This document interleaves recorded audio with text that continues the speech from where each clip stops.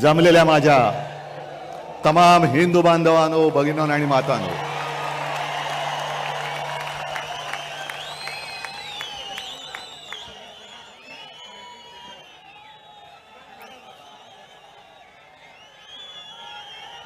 सर्वप्रथम आपल्याला सर्वांना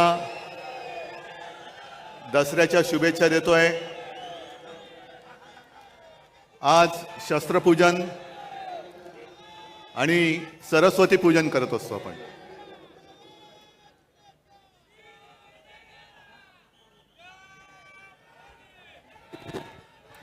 प्रत्येकाकडे वेगळी वेगळी शस्त्र असतात। कोणाकडे तलवार आहे, कोणाकडे गन आहे, कोणाकडे मशीन गन आहे, पण आमच्याकडे लढवय्या मन आहे।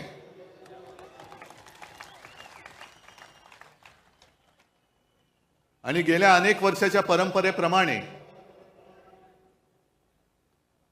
आज ठाकरे कुटुंबियांनी सुद्धा जी शस्त्रपूजा केली, त्या पूजेमध्ये बाकी शस्त्र तर आहेत, पण विशेष म्हणजे शिवसेना प्रमुखांचा कुंचला,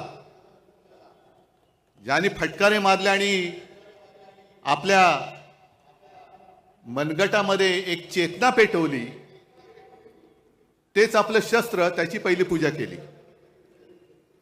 आणि नंतर मी आता तुमच्या सगळ्यांची पूजा करतोय, कारण तुम्ही सुद्धा माझी शस्त्र आहात।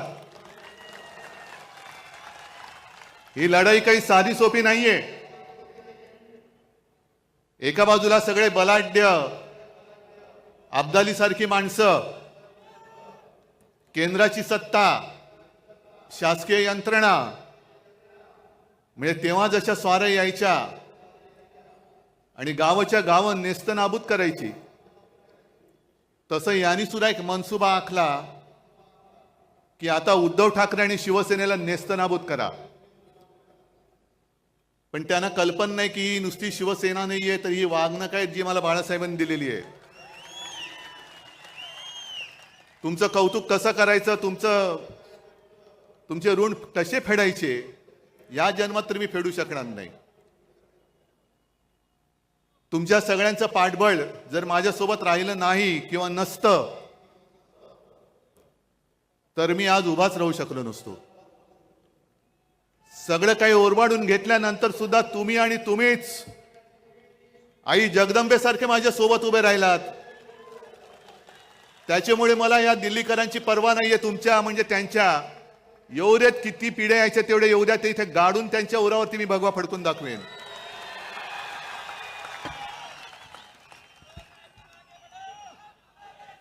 मजल दर मजल करत चाललेलो आहोत। 56 वर्ष, 57 वर्ष,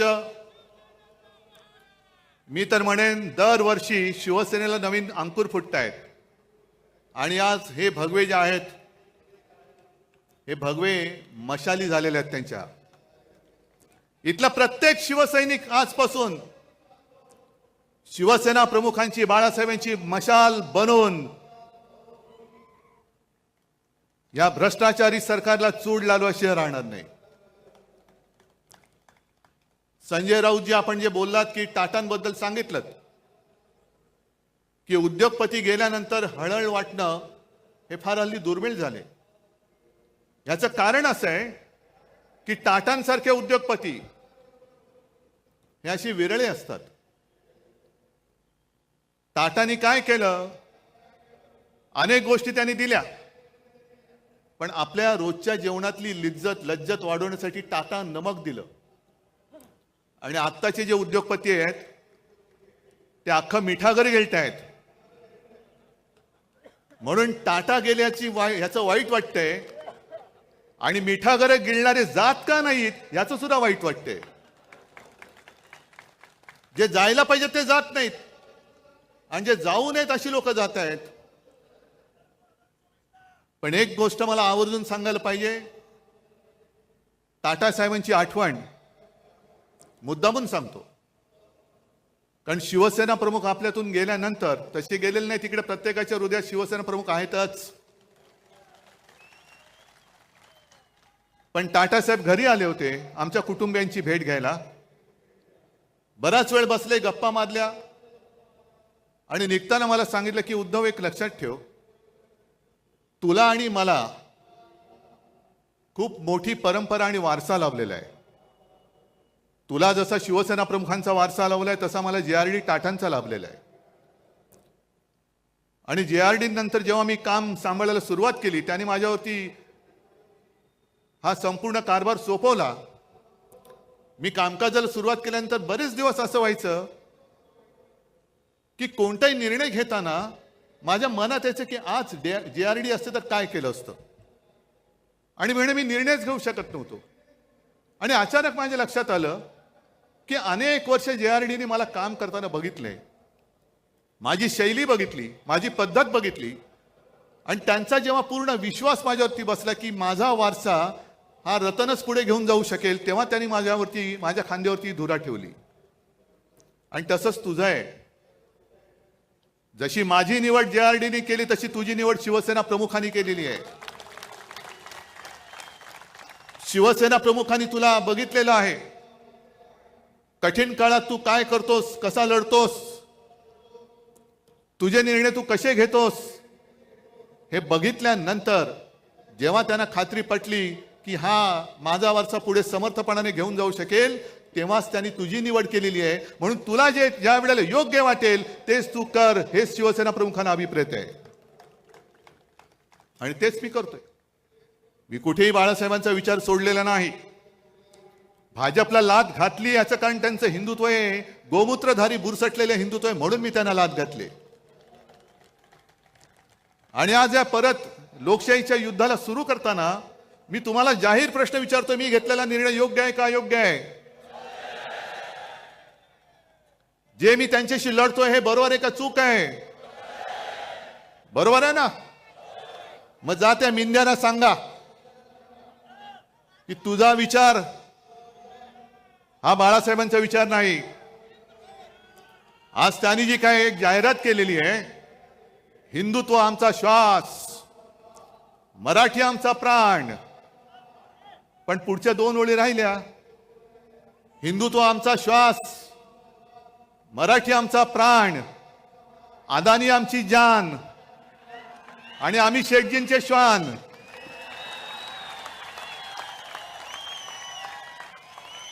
हे शेपूट हलवणार एक, मी कुत्र्यांचा अपमान अजिबात करू इच्छित नाही,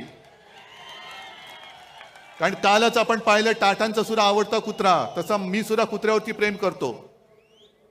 मी श्वानप्रेमी आहे. अर्थात समोर तेजस बसलाय, तो म्हणेल बाबा हे काय बोलतोय, पण मी लांडगा प्रेमी नाहीये. लांडग्यावरती प्रेम करणारं एवढं औदार्य माझं नाहीये. हे लांडगेत वाघाचं कातड पांघरण्याचा प्रयत्न करतायत, काय काय उघडं पडते त्यांना माहिती नाहीये,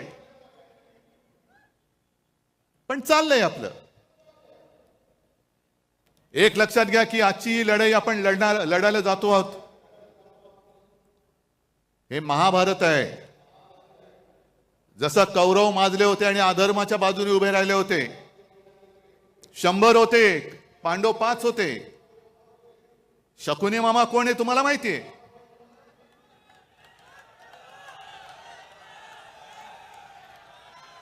पण कौरवांची जी मस्ती होती की तुम्हाला आम्ही सुईच्या अग्रावर मावेल एवढी सुद्धा जमीन देणार नाही, तीच वृत्ती या भाजपची आहे. या देशात दुसरा कोणताही पक्ष शिल्लक राहता कामा नये, फक्त आणि फक्त भाजप राहिला पाहिजे. मग सुईच्या अग्रावर जमीन जरी मावली नाही तरी सुईची अग्र तुमच्या कुठे टोचेल. आणि आता तलवारी आहेत. तुम्ही आम्हाला संपवायला निघालात, किती मस्ती करणार? ज्यांनी तुम्हाला संकट काळामध्ये साथ दिली, मी काल परवाकडे बोललो की पाप आमचं आहे की महाराष्ट्रामध्ये यांना कोणी विचारत नव्हतं, तेव्हा आम्ही यांना खांद्यावरती घेऊन पूर्ण महाराष्ट्र फिरवला. आज सुद्धा आमची इच्छा आहे की भाजपला आम्हाला राजकारणामध्ये खांदा द्यायचा आहे.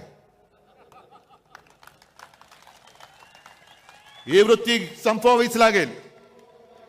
मी आणि फक्त मीच, दुसरं कोणी नाही, हे नाही चालणार.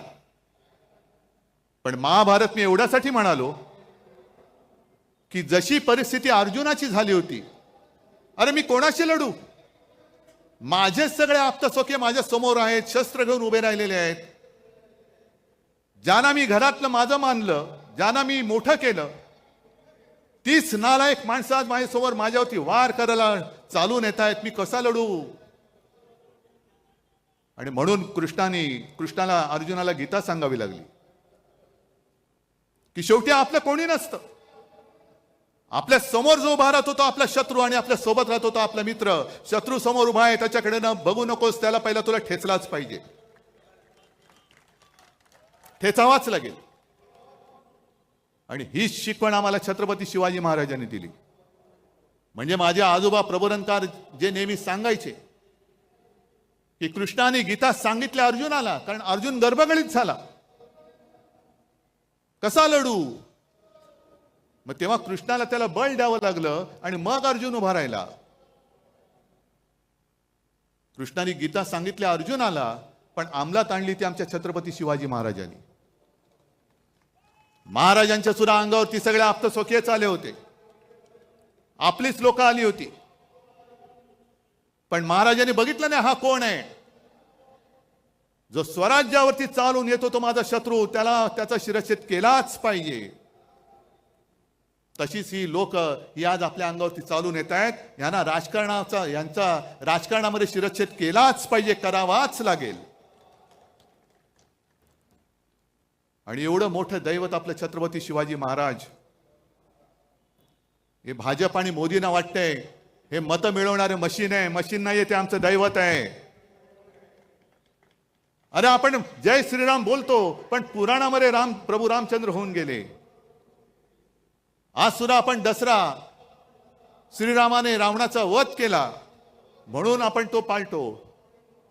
किती त्यांनी राक्षस मारले, किती दैत्य मारले. त्यांच्याबरोबर प्रभू रामचंद्राबरोबर वानर सेना होती, आणि आपण त्यांना देव मानतोच, आम्ही जय श्रीराम बोलतोच. पण मग आमचे छत्रपती शिवाजी महाराज कोण होते? फार पूर्वी नाही, छत्रपती शिवाजी महाराजांनी सुद्धा त्यावेळेला जे आले होते स्वराज्यावरती चालून, त्यांचा वध केला नसता तर आपण आज नसतोच. आपलं काय झालं असतं कोणालाच माहिती नाहीये. मग जसे प्रभू रामचंद्रांनी तेव्हा दैत्य मारले, राक्षस मारले, तसेच माझ्या शिवाजी महाराजांनी सुद्धा दैत्यच मारले, राक्षस मारले. अफजल खान सुद्धा राक्षसच होता. आणि ज्याप्रमाणे भाजप केवळ मतांसाठी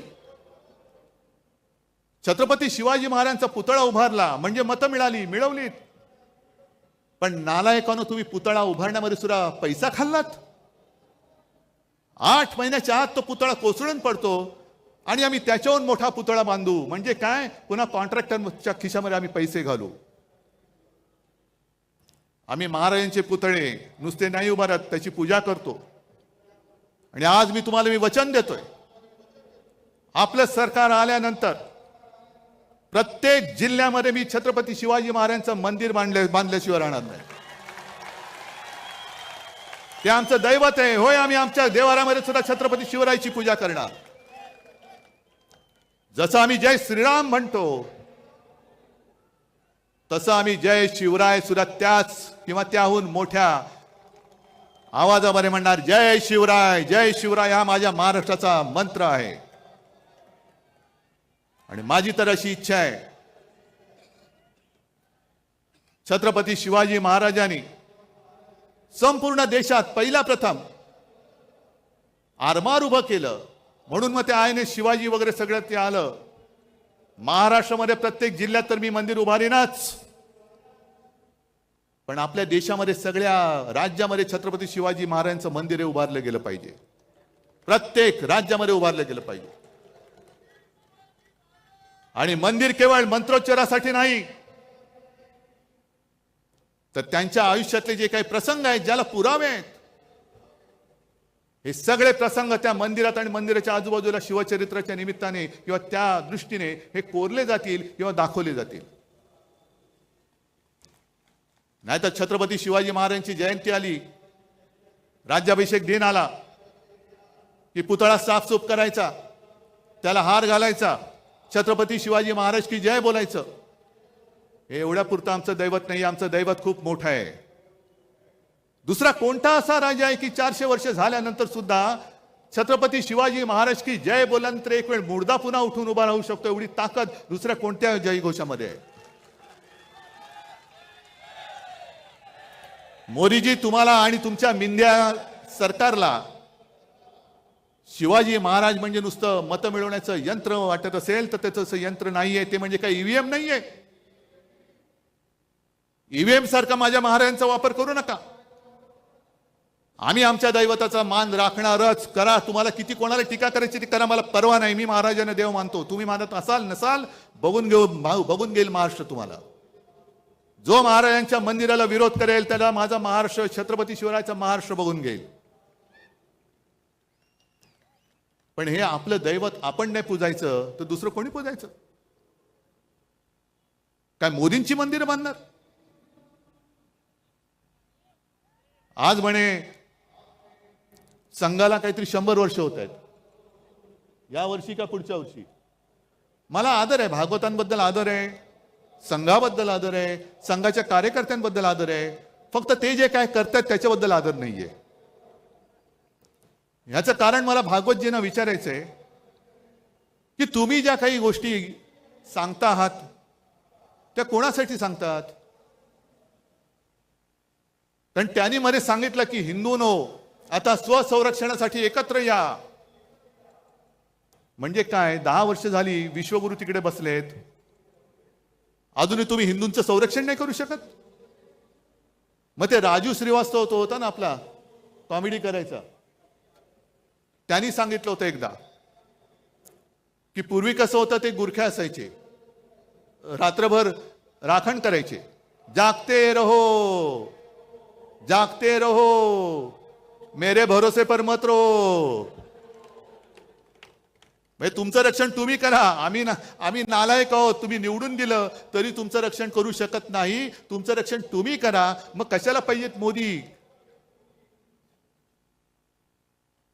जर 10 वर्ष, हे 11वं वर्ष संपूर्ण देशाने तिसऱ्यांदा सत्ता देऊन सुद्धा या देशातला हिंदू, जर तुम्ही आता म्हणत असाल हिंदू खतरे में है, तर मी म्हणेन काँग्रेस का बरी होती? कारण त्या काळात तुम्हीच म्हणायचा की इस्लाम खतरे में है.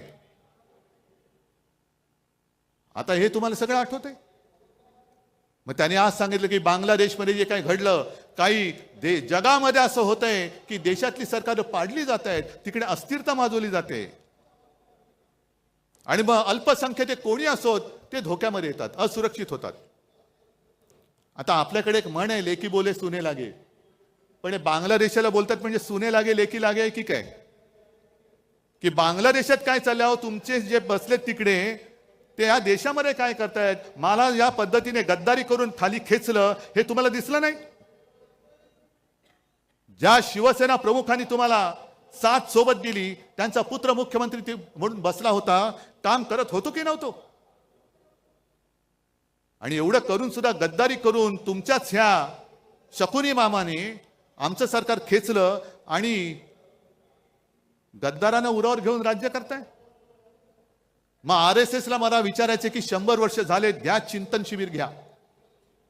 आणि 100 वर्ष तुम्ही का घालवलीत? का कष्ट केले? का मेहनत केली? का पिढ्या बर्बाद केल्या? आताची जी काय भाजप आहे, ही भाजपा तुम्हाला मंजूर आहे, आम्हाला तर मंजूर नाहीये. कारण पूर्वीचा जो भाजप होता अटलजी आणि अडवाणीजींचा, तो एक कसा एक वेगळा होता, भगव्याला मानणारा होता. त्याच्यामध्ये एक वेगळ्या प्रकारचं मी म्हणेन पावित्र्य होतं, आत्तापेक्षा तरी नक्कीच होतं. पण आत्ताचा भाजप हा हायब्रिड झालेला आहे. म्हणजे जसं संकरित गाय असते ना, हायब्रिड. म्हणजे मी काय ऐकलेलं आहे असं की सगळे म्हणजे दुसऱ्या परदेशी वळूची बीज वगैरे त्यांच्या गर्भाशयात टाकतात, त्याचा भाजप झालाय. सगळे इतर पक्षाची लोक, मोठमोठे नेते या भाजपच्या गर्भात घुसलेमध्ये, आणि तो भाजप हा आमच्यावरती राज्य करणार. एवढा वाईट असा विचार आजपर्यंत कोणी दिलेला नव्हता. भारतीय जनता पक्ष, लाज वाटली पाहिजे भारतीय म्हणायला, आणि जनतेचा पक्ष तो राहिलेलाच नाहीये. सगळे विचित्र भ्रष्टाचारी माणसं एकत्र करून तुम्ही आमच्यावरती राज्य करतात. अहो, गद्दारांना आणि चोरांना नेता मानून तुम्हाला आमच्याशी लढावं लागतं. ह्याच्यातच तुमचा पराभव आहे.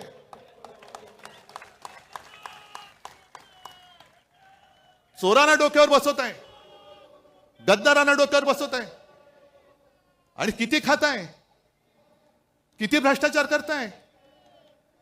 बरं, हिंदुत्व हिंदुत्व म्हणजे नेमकं आहे तरी काय? मी हा प्रश्न तुम्हाला प्रत्येक दसरा मेळाव्यामध्ये विचारणार आहे. मरे गाईला राज्यमातेचा दर्जा दिला, चांगली गोष्ट आहे.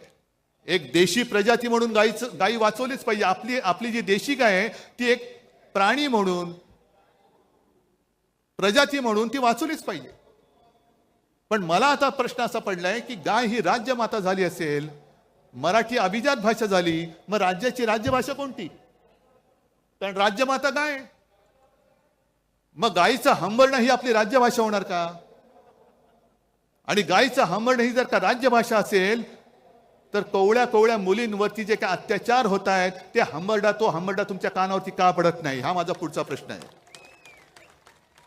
महिलांवरती जे अत्याचार होत आहेत, गोरगरीब जे त्रासलेले आहेत, हा हंबरडा हा तुमच्या कानावरती जात नसेल तर कशाला गाईला राज्यमाता मानताय?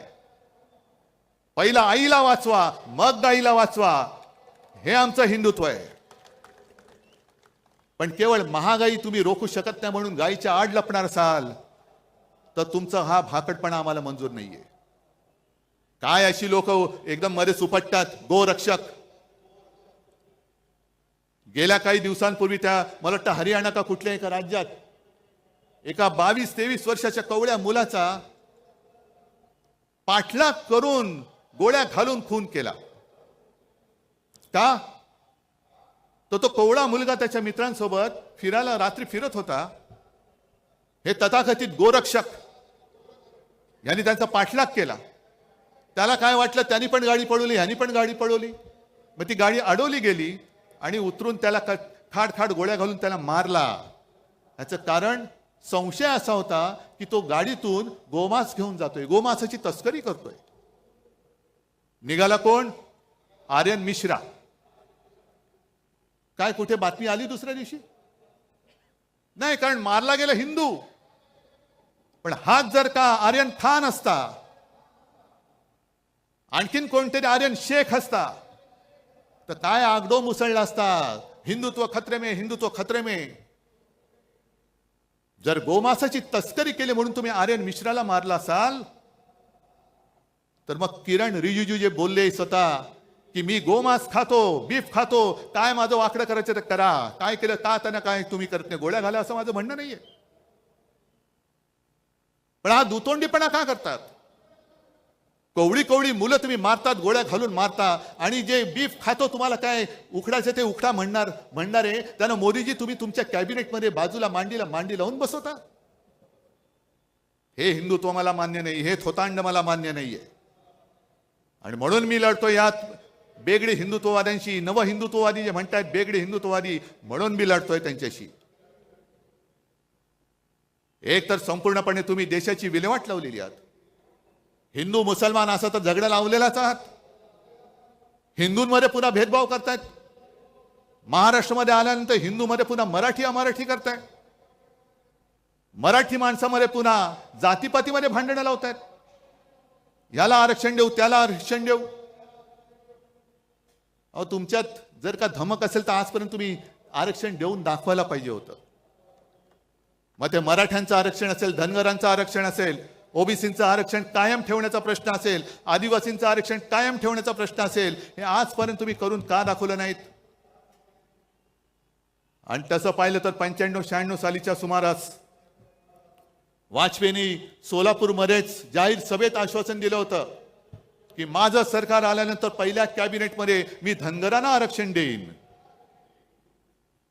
वाजपेयीजी जाऊन आज इतके वर्ष झाले, अजूनही धनगर तसेच लढतायत. मराठा माझा तसाच लढतोय. आदिवासी भयभीत झालेले आहेत, ओबीसी भयभीत झालेले आहेत. का तुम्ही हे पाप करतात? का जातीपातीमध्ये भांडणं लावतात? आणि हेच ते शिवतीर्थ आहे जिथून शिवसेना प्रमुखांनी सांगितलं होतं, मराठा मराठेतर, ब्राह्मण ब्राह्मणेतर, 96 कोळी 92 कोळी, स्पृश्य अस्पृश्य, घाटी कोकणी हे सर्व भेदाभेद गाडून मराठी माणसाची भक्कम एकजूट बांधा. ती मराठी माणसाची एकजूट बांधली गेली नसती, शिवसेना उभी राहिली नसती आणि हिंदुत्वाचे रखवाले म्हणून जेव्हा भाजपवाले शेपटे घालून बिळात बसले होते, तेव्हा जर काही मराठी माणसाची ताकद हिंदुत्व हिंदू म्हणून उभी राहिली नसती तर मोदीजी तुम्ही आज दिल्लीमध्ये दिसला नसतात. ही माझ्या महाराष्ट्राची मराठी माणसाची ताकद आहे. ज्याला तुम्ही चिरडायला निघालात, काय आम्ही काय गुन्हा काय केला होता आणि काय पाप केलं होतं. आज सुद्धा अमित शहा जे बोलतात, किती माणसं निर्लज्ज असावीत, माणसाने किती निर्लज्ज असावं. एक 2-4 दिवसापूर्वी आले होते आणि त्यांनी सांगितलं की या वेळेला महायुती, पण 2029ला 100% म्हणजे यांची एक्सपायरी डेट आज लिहून ठेवलेली आहे. अहो अमितजी, एक तर पहिलं तुमचा भाजपा सांभाळा, कारण 10-15 दिवसापूर्वी मी नागपूरला गेलो होतो. आपण बाबा शहरी बाबू आहोत. मी शेतकऱ्यांचं कर्जमुक्त जरूर केलं, माझं कर्तव्य म्हणून केलं. गोरगरिबांना 10 रुपयामध्ये शिवभोजन दिलं, जरूर दिलं, माझं कर्तव्य म्हणून दिलं. कोरोनामध्ये सुद्धा मी काम जे केलं तुमच्या सगळ्यांच्या आशीर्वादाने माझं कर्तव्य म्हणून केलं.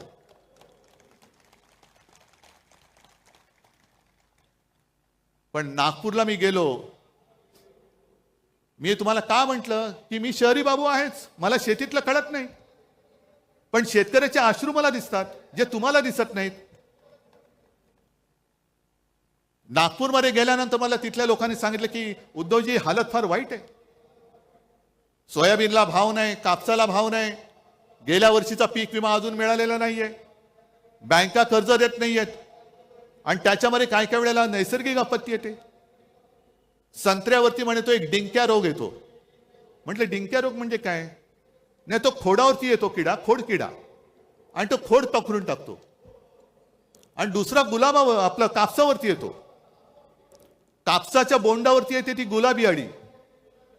आता ती अळी जॅकेट घालते की नाही मला माहित नाही, पण तिला गुलाबी बोंडाळी असं म्हणतात.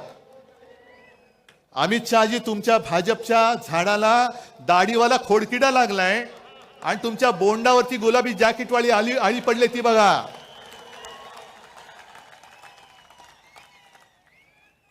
ते बघा तुमच्या डोळ्यात देखत आम्हाला वाईट वाटतंय. अरे एकेकाळचा आमचा मित्र असा डोळ्या देखत कुरतडला जातोय, पोखरला जातोय, पण यांना त्याचं काही सोयरसुतक नाहीये. सत्ता पाहिजे, सत्ता पाहिजे, सत्ता जिहाद. कोणी चालेल पण सत्ता पाहिजे, याला म्हणतात सत्ता जिहाद. आणि एक एक बातम्या ज्या काही मी वाचतोय, तुम्ही वाचतात. मला वाटतं माझ्या आधीच्या वक्त्यांनी त्याचा समाचार घेतलाय, आदित्यने पण घेतलेला आहे.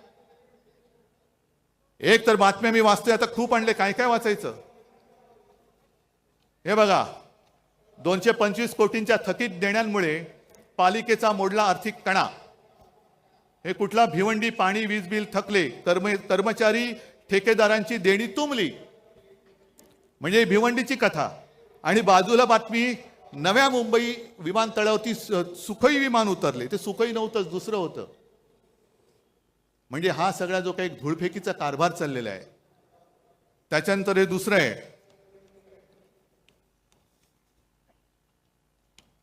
हे बघा, हे ठाण्याचं आहे. हजारो कोटींची खैरात करूनही ठाणे पालिकेची झोळी फाटकी. कोणाच्या खिशात गेले पैसे? मिंद्याच्या. त्याच्यानंतर आपल्याला या गोष्टी कळत नाही. नुकताच एक बातमी आणखीन एक आलेली की राज्यातल्या गावठाणा बाहेरील ज्या जागा आहेत त्याच्यावरचा अकृषी कर हा पूर्णपणे माफ केला. काय मोठा औदार्य आहे. अहो पण मुळामध्ये गावठाणामध्ये अकृषी कर नव्हताच. गावठाणा शब्द वापरल्यामुळे आपल्याला असं वाटतं कुठेतरी खेडोपाडी हा कर होता आणि तो रद्द केला. तसा नाही, हा कर रद्द झाला तो आपल्या शहरांमधला झालेला आहे. शहरामधला कर, इकडे मोठमोठे उभे राहतात टॉवर्स, हे कोण बांधतंय? हजारो कोटींचा महसूल बुडवून तुम्ही तुमच्या मित्रांसाठी हा कृषी कर रद्द केलेला आहात. थोडे दिवस थांबा जरा, 1-2 महिने थांबा, आमचं सरकार येतंय. आणि ही जी काय तुमची मस्ती आहे ना, 11 दिवसात तब्बल 1600 शासन निर्णय जारी. यातले अनेक निर्णय आम्ही रद्द केल्याशिवाय राहणार नाही. जे माझ्या राज्याच्या मुळावरती येणारे निर्णय आहेत, जे तुमच्या विकासकांचे, बिल्डरचे, मित्रांचे झोळ्या भरणारे निर्णय आहेत, ते आम्ही रद्द करूच. तुमच्यावरती पण गुन्हे दाखल करू. पण मी सगळ्या अधिकाऱ्यांना सांगतोय, तुम्ही या पापात सहभागी होऊ नका, नाही तर तुम्हाला सुद्धा तुरुंगात आम्ही टाकल्याशिवाय राहणार नाही. मुंबई महापालिकेची सुद्धा हालत एवढी वाईट केलेली आहे. साधारणतः 90,000 कोटीचं आपलं ज्याला एफडी म्हणतो, ते एफडी यांनी तोडल्या. आणि माझी जी माहिती मिळाली आहे की साधारणतः 40,000 कोटी रुपये फक्त शिल्लक राहिलेत, बाकीचे उडवून टाकले. आणि 40,000 कोटी का, तर ते तोडता येत नाही म्हणून पगारासाठी ठेवावे लागतात, इतर देणी देण्यासाठी असतात.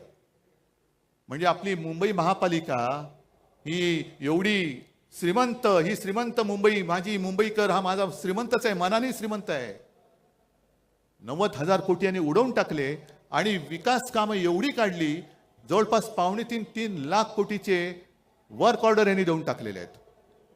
कोणाला दिल्यात? कसली विकास कामं? रस्त्यामध्ये सुद्धा कोणी खडी टाकली, कोणी सिमेंट टाकलं, याचा सुद्धा आम्ही चौकशी करणार आहोत. आणि मी तुमच्या सगळ्यांच्या साक्षीने मुंबई महापालिका आयुक्तांना आवाहन करतोय, हा माझ्या मुंबईकराचा पैसा आहे. हे 3 लाख कोटी तुम्ही कोणाच्या उरावरती, कोणाच्या सांगण्याने टाकले, ते सगळे त्या कॉन्ट्रॅक्टर सकट कोणत्या कामासाठी सकट टाकले, ते आम्हाला त्याची यादी पाहिजे. आमचं सरकार आल्यानंतर आम्ही घेऊच. पण तुमच्यामध्ये जी काही एक आम्ही सुद्धा जी शपथ घेतो, तुम्ही पण घेता ना शपथ. मग 3 लाख कोटी तुम्ही असे माझ्या महाराष्ट्राचे उधळून टाकले.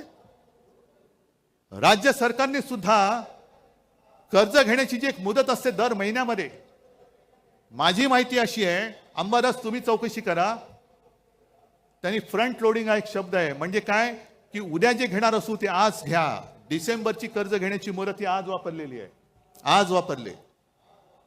म्हणजे तुम्ही कर्ज काढून फटाके फोडताय आणि माझ्या सर्वसामान्य लोकांना गुंगवून टाकताय की बघ आम्ही दिवाळी साजरी करतोय. अरे पण कर्ज काढलंयस.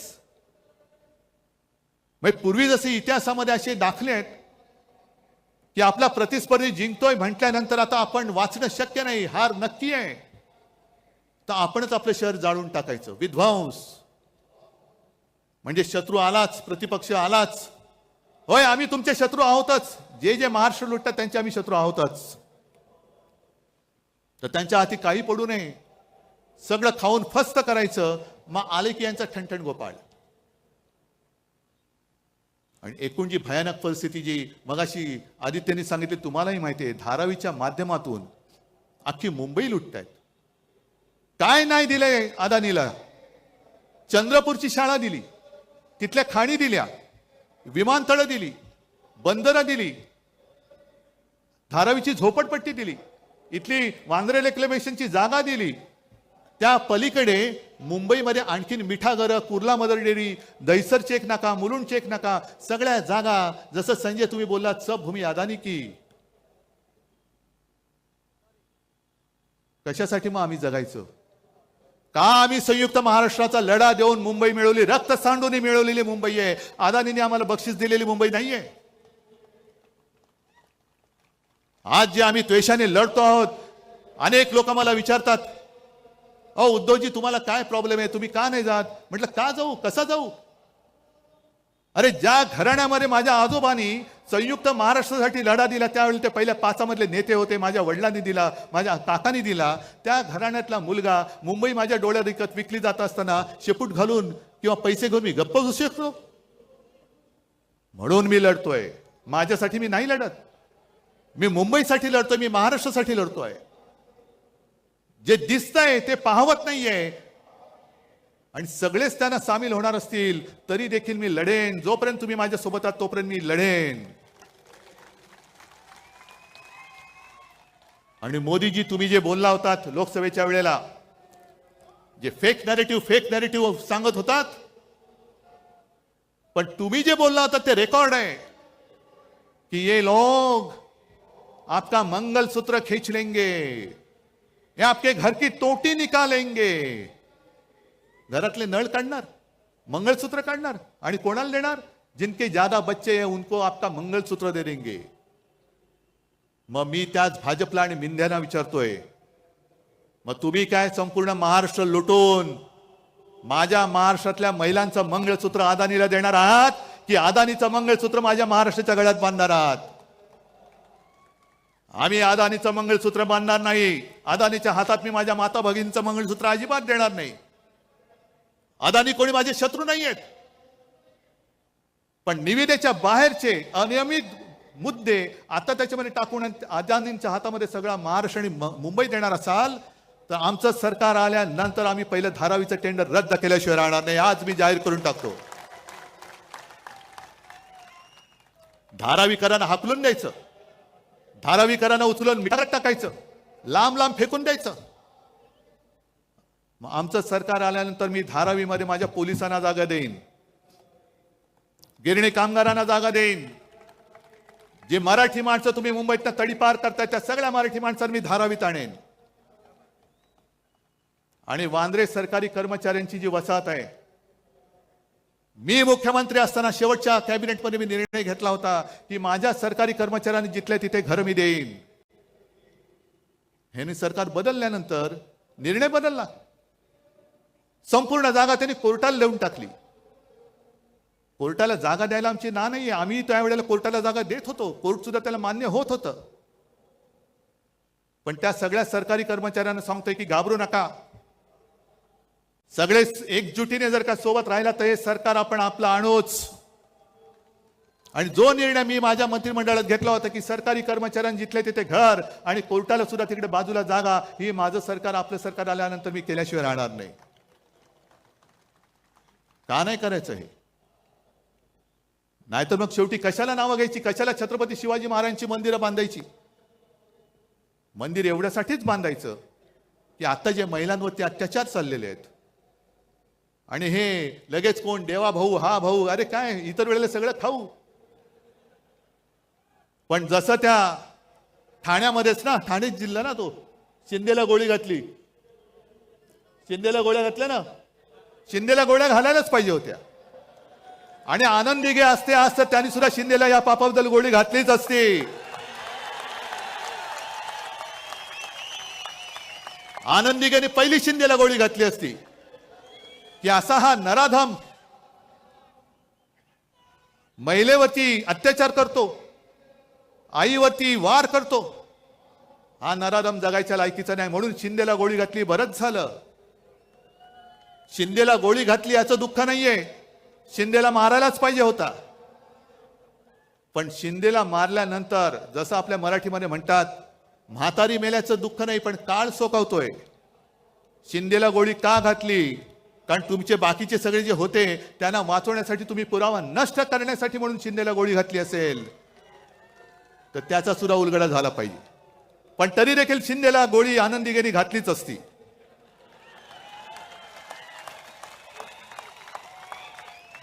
असे हे महिलांवरती अत्याचार करणारे शिंदे जगायच्या लायकीचेच नाहीयेत. आणि एकूण सगळा जर का आपण आढावा घेतला, रोज उठून बघतोय माझा महाराष्ट्र लुटला जातोय, लुटला जातोय, लुटला जातोय. काय त्यावेळेला निर्मला सीतारामन बाई बोलल्या होती की देश में अब 4 ही जाती है, एक गरीब, युवक, महिला आणि काय शेतकरी. आणखीन काय, कोणासाठी तुम्ही काम केले ते पहिले सांगा. आज संपूर्ण राज्याची तिजोरी खाली केली, महापालिकेची तिजोरी खाली केली, पण एक तरी माणूस मला दाखवा तुमच्या मित्रांखेरीज की जो समाधानी आहे. आज तुम्ही समाधानी? आणि म्हणून ही निवडणूक केवळ उद्धव ठाकरेची नाहीये. जे चंद्रचूड बोलले की मला निवृत्तीनंतर इतिहासात माझी काय म्हणून दखल घेतली जाईल, चंद्रचूड साहेब अजूनही वेळ गेलेली नाही. जर तुम्हाला इतिहासामध्ये तुमचं नाव अभिमानाने घ्यावं असं वाटत असेल तर आज ती वेळ आहे. लोकशाही वाचवा, लोकशाही वाचवा, लोकशाही वाचवा. तारखा मागून तारीख आणि बाहेर भाषण देऊ नका. निर्णय घ्या, निर्णय घ्या. भाषणाने निर्णय मिळत नसतो. जे तुम्ही बाहेर बोलताय तेच तुम्ही आतमध्ये द्या. तोच निर्णय आम्हाला पाहिजे. कारण संपूर्ण देशातली लोकशाही तुमच्याकडे बघते, न्याय देवता तुमच्याकडे बघते की तुम्ही गणपती पूजनाला मोदींना बोलवलं, ठीक आहे, गणपतीची पूजा जरूर करा, पण जेव्हा न्याय देवता म्हणेल माझ्या मंदिरात तुम्ही येता तेव्हा तुम्ही माझ्या न्याय देवतेला अभिमान वाटेल असं जे काय आहात ते करताय की नाही. झाले नाही तर आता या 21 तारखेला का 8 नोव्हेंबरला ते रिटायर होणार. म्हणजे अख्ख्या जगातली अशी एक विचित्र केस आहे की 3 सरन्यायाधीश त्यांची कारकीर्द संपवून गेले, पण ज्या लोकशाहीमुळे ते सरन्यायाधीश झाले त्या लोकशाहीला ते न्याय देऊ शकले नाहीत. ही लोकशाहीची थट्टा आहे. न्याय मंदिर सर्वोच्च आहे, पण त्याच्याही पेक्षा मोठं माझं या लोकांचं मंदिर आहे. हे माझं न्यायालय आणि या न्यायालयात मी आलेलो आहे. आज दार ठोकून ठोकून ठोकून आमचे हात दुखायला लागले, पण न्याय मंदिराचे दरवाजे उघडत नाही. आम्हाला न्याय देवता पावणार तरी कशी, आमचा न्याय निवाडा करणार तरी कशी. न्याय देवतेच्या डोळ्यावरची पट्टी असते, तिला समोरचं कोण लहान आहे का मोठा आहे हा फरक नसतो. ती आक्रोश तिच्या कानावरती पडत असतो. पण एखादा धृतराष्ट्रासारखा जर का तिकडे बसला आणि समोर लोकशाही रूपी द्रौपदीचं वस्त्रण होताना सुद्धा माझं पुढे काय होणार ह्याची चिंता करत असेल, तर मग मी म्हणेन तुम्ही रिटायर झाल्यानंतरच मी तुमच्याबद्दल बोलेन. कारण आता बोललो तर तुम्ही इतर वेळेला तारीख पे तारीख, पण आता काय बोललो तर मी घरी पोहोचेपर्यंत तुमचा हातोडा पडेल डोक्यामध्ये. पण ही लढाई जे मी तुम्हाला म्हटलं ही केवळ माझ्यासाठी नाही, तर महाराष्ट्राची ओळख सांगणारी लढाई, महाराष्ट्राची ओळख ठरवणारी लढाई आहे. आणि म्हणून जे महाराष्ट्राचं वर्णन आहे, हे वर्णन आपण जे म्हणतो ना, मुद्दामून मी लिहूनच आणले. मंगल देशा पवित्र देशा, राकट देशा कणखर देशा, दगडांच्या देशा नाजूक देशा, कोमल देशा फुलांच्याही देशा, अंजन कांचन करवंदीच्या काटेरी देशा, बकुल फुलांच्या प्राजक्तीच्या दळदारी देशा. ह्या दरिद्रांच्या देशा नाही, दळभद्रांच्या देशा नाही, दळदारीच्या देशा, भावभक्तीच्या देशा आणि बुद्धीच्या देशा, शाहिरांच्या देशा, करत्या मर्दांच्या देशा. हे वर्णन आपल्याला कायम ठेवायचं आहे की गद्दारांच्या, लाचारांच्या, भ्रष्टाचारांच्या देशा असं करायचंय. भ्रष्टाचार एवढा प्रचंड झालेला आहे की मध्ये मी ऐकलं की 70,000 कोटीचा भ्रष्टाचार करणारे सुद्धा लाजून बाहेर पडतायत. त्यांना सुद्धा लाज वाटायला लागली की अरे एवढे मोठे आहेत, माझा 70,000 कोटीचा घोटाळा काहीच नाही, यांच्यातनं बाहेर पडलेलं बरं, अशी बातमी आहे. पण हे सगळं त्यांना लख लाभो हे आपण नाही सहन करून चालणार. जीवात जीव असेपर्यंत मी माझा महाराष्ट्र लुटायला देणार नाही. शेवटचा श्वास असेपर्यंत मी माझा महाराष्ट्र मोदी शहांचा होऊ देणार नाही. हा शाहू फुले आंबेडकरांचा महाराष्ट्र मी मोदी शाह अदानींचा महाराष्ट्र होऊ देणार नाही. हा शाहू फुले आंबेडकरांचा आणि छत्रपती शिवाजी महाराजांचा महाराष्ट्र आहे, तो मोदी शहांच्या हातात मी जाऊ देणार नाही. आणि म्हणून मी एक सहज आठवण म्हणून याच व्यासपीठावरती एक शपथ घेतली होती. आहे का रे?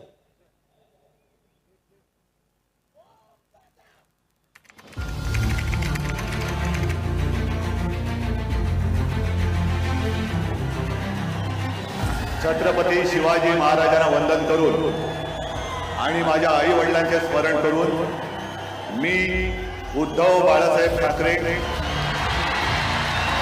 ईश्वर साक्ष शपथ घेतो की कायद्याद्वारे स्थापित झाले आहे अशा भारतीय संविधानाबद्दल मी खरी श्रद्धा व निष्ठा बाळगेन. मी भारताची सार्वभौमता व एकात्मता उन्नत राखीन. मी महाराष्ट्र राज्याचा मुख्यमंत्री म्हणून माझी कामे निष्ठापूर्वक व शुद्ध बुद्धीने पार पाडीन आणि संविधान व कायदा यानुसार सर्व तऱ्हेच्या लोकांना मी निर्भयपणे व निस्पृहपणे तसेच कोणाच्याही विषयी ममत्वभाव किंवा आकस न बाळगता न्याय वागणूक देईन. मी उद्धव बाळासाहेब ठाकरे ईश्वर साक्ष शपथ घेतो की महाराष्ट्र राज्याचा मुख्यमंत्री म्हणून माझ्या विचारार्थ आणली जाईल किंवा मला न्याय होईल अशी कोणतीही बाब असा मुख्यमंत्री म्हणून माझी कामे यथायोग्य पार पाडण्यासाठी आवश्यक असेल ते खेरीज करून एरवी मी कोणत्याही व्यक्तीला किंवा व्यक्तींना